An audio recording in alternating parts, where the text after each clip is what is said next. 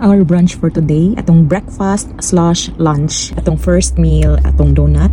Samyang, nga katong cheese flavor. And of course, ang kape. Di jud mo nga unta!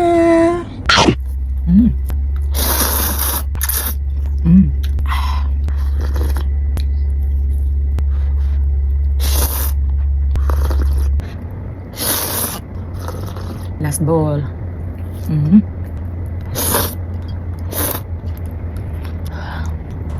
A few minutes later. Kabugakon kog tayo, guys.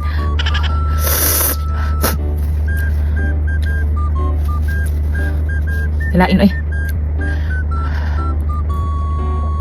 Okay pa siya sa nagkaon pa ka pero after na ayang kahang nagpabilin sa excuse me po.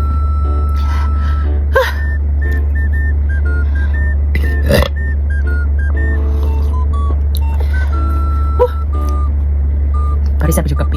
Nga init.